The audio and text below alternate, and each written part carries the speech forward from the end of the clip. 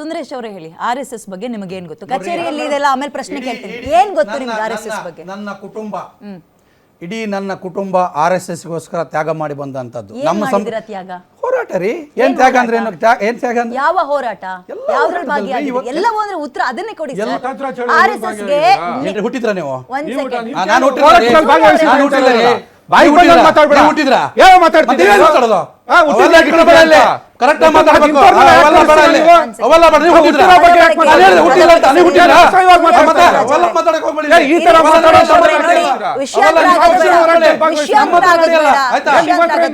ನಡೆಯಲ್ಲ. ಬಾಯಿ ಬಂದ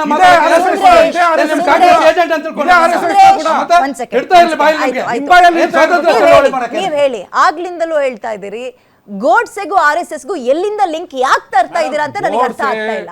ಗೋಡ್ಸೆ ಮತ್ತೆ RSS ಎಲ್ಲರೂ ಕೂಡ ಈ ಕಾನ್ಸ್ಪಿರಸಿನಲ್ಲಿ ಇದ್ದಂತವ್ರು. ಈ ಗೋಡ್ಸೆ ಸಿದ್ಧಾಂತ ಯಾವುದು? ಒಂದ್ ನಿಮಿಷ. ಗೋಡ್ಸೆ ಸಿದ್ಧಾಂತ ಏನ್ ಪ್ರತಿಪಾದಿಸ್ತಾರೆ? ಮಹಾತ್ಮ ಗಾಂಧೀಜಿಯನ್ನ RSS ಮತ್ತೆ ಗೋಡ್ಸೆ ಸಮಾನಾಂತರವಾಗಿ ವಿರೋಧ ಮಾಡ್ತಾ ಇದ್ರು. ವಿಶ್ವ ಹಿಂದೂ ಪರಿಷತ್ ವಿರೋಧ ಮಾಡಿದ್ರು ಅನ್ನೋ ಕಾರಣಕ್ಕೆ ಗಾಂಧೀಜಿಯನ್ನ ನೀವು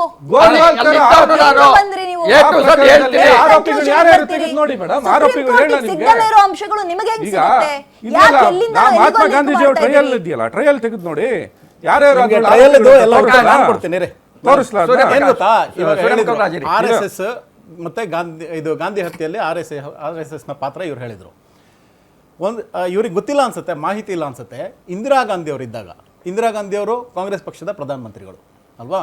ಇಂದಿರಾ ಗಾಂಧಿ ಅವರು 1970ರಲ್ಲಿ JL ಕಪೂರ್ ಅಂತ ಕಮಿಷನ್ ಅನ್ನು ನೇಮಿಸ್ತಾರೆ. ಕಪೂರ್ ಕಮಿಷನ್ ನೀವು ಯಾಕೆ ಸತ್ಯ ಹೊರಗಡೆ ಆಯ್ತಾ? JL ಕಪೂರ್ ಕಮಿಷನ್ ಏನ್ ಕೊಡುತ್ತೆ ಗೊತ್ತಾ? ಇದರಲ್ಲಿ RSS ಭಾಗಿಯಾಗಿದೆ ಅನ್ನೋದಕ್ಕೆ ಯಾವುದೇ ಒಂದು ಸಾಕ್ಷಿ ಇಲ್ಲ, RSS ನ ಪಾತ್ರ ಇಲ್ಲ.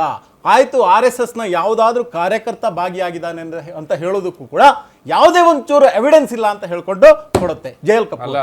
ಬಿಜೆಪಿ ಮಾಡಿದ್ದಲ್ಲ ಮೇಡಮ್, ಬಿಜೆಪಿ ಉತ್ತರ ನೀವು ಆಮೇಲೆ ಕೊಡಿ. ಬಿಜೆಪಿ ಮಾಡಿದ್ದಲ್ಲ, ಇಂದಿರಾ ಗಾಂಧಿ ಅವರು ಕಮಿಷನ್ ಮಾಡಿರುವಂತ JL ಕಪೂರ್ ಕಮಿಷನ್ 1970ರಲ್ಲಿ ಆಗಿದ್ದು, 73ರಲ್ಲಿ ಕೊಟ್ಟಿದ್ದು. ಆಯ್ತಾ? ನಂಬರ್ 1. ಎರಡನೇದಾಗಿ ಇವ್ರು ಹೇಳಿದ್ರು, ಇರಿ ಅಣ್ಣ ನೀವು ಆಮೇಲೆ ಇದು ಚೆಕ್ ಮಾಡಿ ಆಯ್ತಾ. ಎರಡನೇದಾಗಿ ಸ್ವಾತಂತ್ರ್ಯಕ್ಕೆ ಹೋರಾಟ ಮಾಡುವಾಗ ಇವ್ರು ಎಲ್ಲಿದ್ರು ಅಂತ ಕೇಳಿದ್ರು. ನಮ್ಮ ಇದು RSS ನ ಸಂಸ್ಥಾಪಕರು ಇದೇ ಆವಾಗಿನ ಕಾಂಗ್ರೆಸ್, ಈ ಕಾಂಗ್ರೆಸ್ ಅಲ್ಲ, ಈ ಡೋಂಗಿ ಕಾಂಗ್ರೆಸ್ ಇದು ಆಯ್ತಾ. ಇದು ಹೈಜಾಕ್ ಕಾಂಗ್ರೆಸ್ ಯಾಕಂತ ಹೇಳ್ತೀನಿ, ಒರಿಜಿನಲ್ ಕಾಂಗ್ರೆಸ್. ಯಾಕಂದ್ರೆ ಇವರು ಗಾಂಧೀಜಿಯವರು ಹೇಳಿದ್ದಾರೆ ಸ್ವಾತಂತ್ರ್ಯ ಸಿಕ್ಕಿದ ನಂತರ ಈ ಕಾಂಗ್ರೆಸ್ ಅನ್ನ ಡಿಸಾಲ್ವ್ ಮಾಡ್ಬೇಕಂತ ಹೇಳಿದ್ರು. ಆದ್ರೆ ಇದನ್ನ ಅಧಿಕಾರಕ್ಕೋಸ್ಕರ ಮುಂದುವರ್ಸ್ಕೊಂಡು ಆದ್ರಿಂದ ಹೇಳ್ತಿದ್ರೆ ಹೈಜಾಕ್ ಕಾಂಗ್ರೆಸ್ ಅಂತ.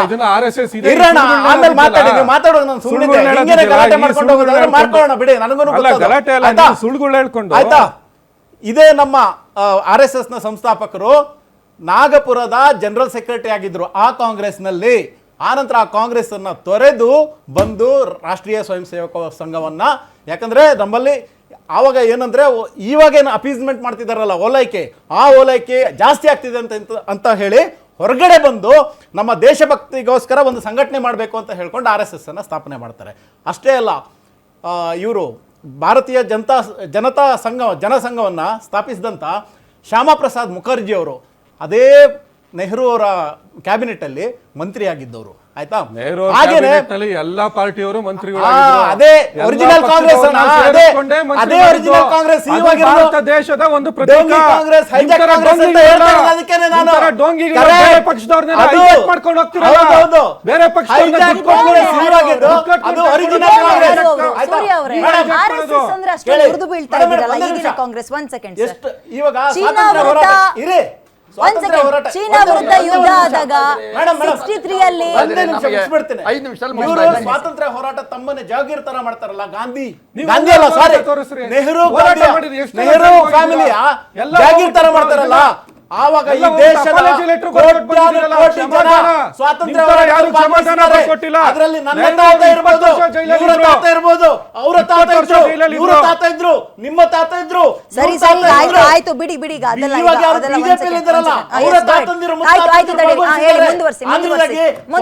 ಹೋರಾಟವನ್ನ ಒಂದು ಆರೋಪ ಮಾಡ್ತೀರಿ. ಬಟ್ RSS ಯಾಕೆ ಜಾಯಿನ್ ಆಗಿದ್ರಿ, ಯಾಕೆ ನೋಂದಾಯಿಸಿ? 1 ಸೆಕೆಂಡ್ ನಿಮ್ಗೆ ಟೈಮ್ ಕೊಟ್ಟಿದ್ದೀನಿ. 1 ಸೆಕೆಂಡ್ ಸರ್, ನನಗೆ ರಿಲೇಟೆಡ್ ಆನ್ಸರ್ ನಿಮ್ ಕಡೆಯಿಂದ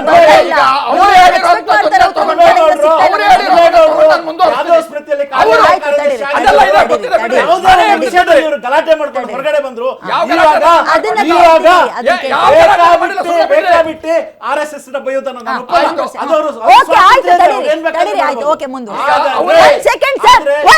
ಎಲ್ಲ ಸಂಘಟನೆಗಳನ್ನು ಕಳ್ಳರು ಸುಳ್ರು ಮಳ್ಳರು ನಾನು ವಿರೋಧ ಮಾಡ್ತೀನಿ. ಆಯ್ತು ಮುಂದುವರಿಸಿ. ಅವರೇ ಹೇಳಿರುವಂತದನ್ನ ತಗೊಂಡು ನಾನು ಹೇಳ್ತಿದ್ದೀನಿ. ನಾನು ಹೇಳಿರೋ ವಾಕ್ಯಗಳಲ್ಲ, ಅವರೇ ಹೇಳಿರುವಂತ ವಾಕ್ಯಗಳು. ಸಂಘ ಏನೂ ಮಾಡಲ್ಲ, ಎಲ್ಲ ಮಾಡುತ್ತೆ ಅನ್ನೋಂಥದ್ದು ಒಂದು ವಾಕ್ಯ ಹೇಳಿದ್ದಾರೆ ಅವರು. ಆಮೇಲೆ ಯಾರು ಕಾಂಗ್ರೆಸ್ನಲ್ಲಿದ್ರು ಅವರೆಲ್ಲ ಈಚೆ ಬಂದಿದ್ದಾರೆ, ಅವರೆಲ್ಲ ಬಿಜೆಪಿನಲ್ಲಿದ್ದಾರೆ ಅಂತ ಹೇಳಿದ್ದಾರೆ. ಹಾಗಿದ್ರೆ ಕಾಂಗ್ರೆಸ್ನಲ್ಲಿದ್ದಂಥ ವ್ಯಕ್ತಿಗಳು ಬಿಜೆಪಿಗೆ ಬಂದ ಮೇಲೆ, RS ನಲ್ಲಿ ಇದ್ದಂಥ ವ್ಯಕ್ತಿ ಈಚೆಗೆ ಬಂದ ಮೇಲೆ ಅವನು ಹೇಳೋದು ಸತ್ಯ ಅಲ್ವಾ? ನಾನು ಅಲ್ಲ, ನಾನೇನು ಒಂದು ನಿಮಿಷ ನೀವು ಹೇಳಿರಲ್ಲ, ಅವ್ರಿಗೆ ಹೇಳಿರಲ್ಲ. ಶ್ಯಾಮ್ ಪ್ರಕಾಶ್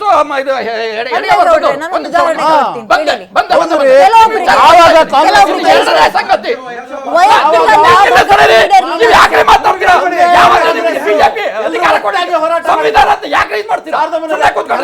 ಹಿಂದೆ ಕಾಂಗ್ರೆಸ್ ಇತ್ತು, ಕಂಟ್ರೋಲ್ ಮಾಡಬೇಕು.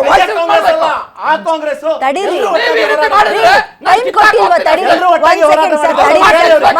ಕಿತ್ತಾಕದಲ್ಲ. ನೀವು ನಿಮ್ ಟೈಮ್ ಕೊಟ್ಟಾಗ ಮಾತ್ರ ಮಾತಾಡ್ರಿ. ನೋಡ್ರಿ, ನೀವು ವೈಯಕ್ತಿಕ ಕೆಲವೊಬ್ರು RSS ವಿಚಾರದಲ್ಲಿ ವೈಯಕ್ತಿಕ ಲಾಭಗಳಿಗೋಸ್ಕರ RSS ಅನ್ನ ಬಳಸ್ಕೊಂಡು ಹಿಂದೂ ಮುಖಂಡ ಅಂತ ಅನಿಸ್ಕೊಂಡು ಧರ್ಮಸ್ಥಳ ಕೇಸ್ನಲ್ಲಿ ಏನೇನಾಯ್ತು ಅಂತ ನಾವು ನೋಡಿದೀವಿ ಸರ್. ಅದಕ್ಕೇನಂತೀರಾ? ವೈಯಕ್ತಿಕ ಲಾಭಗಳು ಆಗ್ಲಿಲ್ಲ, ಲೀಡರ್ ಇರ್ಲಿಲ್ಲ ಅನ್ನೋ ಕಾರಣಕ್ಕೆ RSS ಸರ್ ಇಲ್ಲ ಅಂದ್ರೆ ಹೆಂಗಾಗುತ್ತೆ? ಗಾಂಧಿ ಹತ್ಯೆದೇ ಹೇಳಿದ್ರು, ನಾನು ಅದಕ್ಕೆ ಸಂಬಂಧಪಟ್ಟಾಗ ಮುಂದುವರಿಸ್ತೀನಿ ಅಂತ ಹೇಳಿದೆ. ಅದಕ್ಕೆ ಅವ್ರು ಹೇಳಿರೋದನ್ನು ಉಲ್ಲೇಖ ಮಾಡ್ತಾ ಇದ್ದೀನಿ. ಮೊದಲನೇದು ಸಂಘದ ಸ್ವಯಂ ಸೇವಕ್ ಅಂದ್ರೆ ಒನ್ಸ್ ಎ ಸ್ವಯಂ ಸೇವಕ್ ಆಲ್ವೇಸ್ ಎ ಸ್ವಯಂ ಸೇವಕ್, ಜೀವನ ಪರ್ಯಂತ ಸ್ವಯಂ ಸೇವಕ್. ಹೊರಗ್ ಬಂದು ಅದು ಸುಳ್ಳು ಸರಿ ಇಲ್ಲ ಅಂತ ಹೇಳೋರ್ನ ಏನನ್ಬೇಕು? ನನಗೆ ಗೊತ್ತಿಲ್ಲ, ಅದು ಅವ್ರು ಹೇಳ್ಬೇಕು, ನಾನೆಲ್ಲ ಹೇಳ್ಬೇಕಾಗಿರೋದು. ರಾಷ್ಟ್ರೀಯ ಸ್ವಯಂ ಸೇವಕ, ರಾಷ್ಟ್ರೀಯ ಸುಳ್ಳು ಸೇವಕ ಸಂಘ ಅಂತ ಹೇಳಿದ್ದು ನೀವು. ಹೌದು, ಹೆಡಗೇವಾರ್ ಹೇಳಿರೋದು. ನಾನು ಸ್ವಯಂ ಸೇವಕನೇ, ಹಾಗಾಗಿ ನನ್ನನ್ನು ಅವರು ಸ್ವೀಕಾರ ಮಾಡ್ತಾ ಇಲ್ಲ. ಯಾಕೆ ಆಗಿದ್ರೆ ಅದಕ್ಕೆ ಉತ್ತರ ಕೊಡಬೇಕು. ನಂಬರ್ 1. ನಂಬರ್ 2, ಯಾರು ಗೋಡ್ಸೆ ಇದ್ನಲ್ಲ ಅವನು ಸಂಘದ ಸ್ವಯಂ ಸೇವಕ ಆಗಿದ್ದ. ಅದೇ ಒಂದು ಉದಾಹರಣೆ ಕೊಡಿ. ಅದೆಲ್ಲಾನು ಇರಲಿ, ಒಂದೇ ನಿಮಿಷ.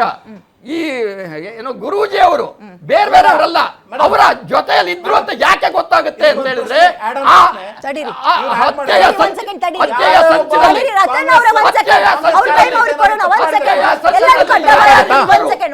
ಹತ್ಯೆಯ ಸಂಚಿನಲ್ಲಿ ಯಾರ್ಯಾರು ಇದ್ರು ಅಂದ್ರೆ ಅವರ ಫೋನ್ ಕಾಲ್ ಹಿಸ್ಟ್ರಿ ಹೇಗೆ ನೋಡ್ತಾರಲ್ಲ ಹಾಗೆ ಅವರ ಒಡನಾಟ ಯಾರ್ಯಾರಿದ್ರು ಅವರೆಲ್ಲರೂ ನೋಡಿದಾಗ ಸಂಘ ಪರಿವಾರದಲ್ಲಿ ಅವನು ಓಡಾಡ್ತಿದ್ದ.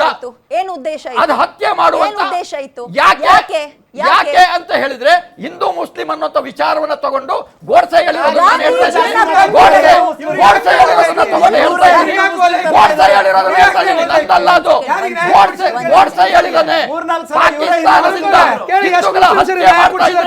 ಗಾಂಧಿ ಶಾಂತಿ ಇದ್ದಾರೆ.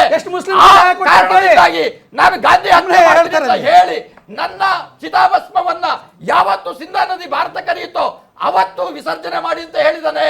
ಇದನ್ನ ಹೇಳಿದ್ದು ಯಾಕೆ ಅಂತ ಹೇಳಿದರೆ RSS ನಲ್ಲಿ ಹೇಳ್ಕೊಟ್ಟಂತಹ ಹಿಂದೂ ದ್ವೇಷ, ಹಿಂದೂ ಮುಸ್ಲಿಂ ದ್ವೇಷ, ಅದೇ ಕಾರಣಕ್ಕೆ ಅವನು ಗಾಂಧಿಯನ್ನ ಕೊಂದಿದ್ದು. ಎಷ್ಟು ವರ್ಷಗಳ ಕಾಲ RSS ನಲ್ಲಿ 40 ವರ್ಷಗಳು. ಅಲ್ಲಿ ತನಕ ನಿಮಗೆ ಹಿಂದೂ ಮುಸ್ಲಿಂ ದ್ವೇಷ ಭಾವನೆ ಬಿತ್ತುತ್ತಾರೆ ಅಂತ ಅರ್ಥನೇ ಎಲ್ಲ ಗೊತ್ತಿತ್ತು,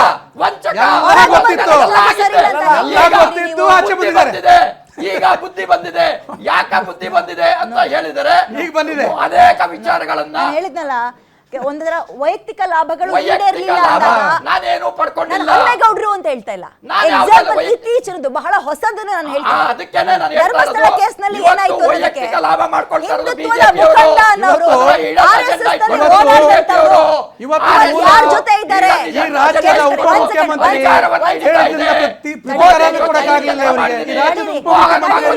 ಕೆಲಸ ಮಾಡಿದ್ದೀನಿ.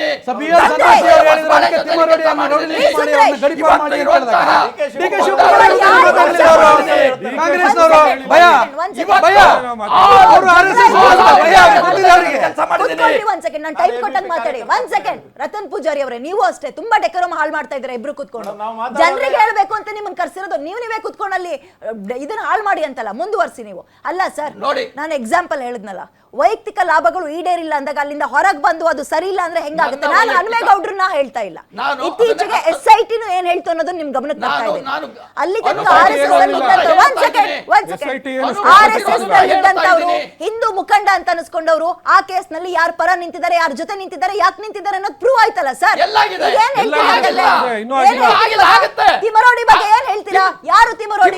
ಯಾವ ಸಂಘಟನೆಯಲ್ಲಿ ತಿಮ್ರೋಡಿಯನ್ನ ಪ್ಲಾಂಟ್ ಮಾಡಿದ್ದೆ RSS ನಾಗ್ಪುರದಿಂದ. ಕಾಂಗ್ರೆಸ್ ಆದರೆ ಅವನನ್ನ ಬೇಕಾದಾಗ ಬಳಸಿದ್ರು, ಬಿಜೆಪಿ ಗೆಲ್ತು, ತಿಮ್ರೋಡಿಯನ್ನ ತಳ್ಳಿದ್ರು. ನನ್ನನ್ನು ಹಾಗೆ 9 ಚುನಾವಣೆಗಳಲ್ಲಿ ಬಿಜೆಪಿಗೆ ಇನ್ಚಾರ್ಜ್ ಆಗಿ ಕೆಲಸ ಮಾಡಿದ್ದೀನಿ. ನಾನು ಪ್ರಶ್ನೆ ಕೇಳಿ ಮಾಡಿದಕ್ಕೆ ಶುರು ಮಾಡಿದ ಮೇಲೆ ಅಂದರೆ ಬಿಜೆಪಿಯ ಭ್ರಷ್ಟಾಚಾರವನ್ನು ಪ್ರಶ್ನೆ ಮಾಡಿದ್ದಕ್ಕೆ ಸರ್ ಇಲ್ಲಿ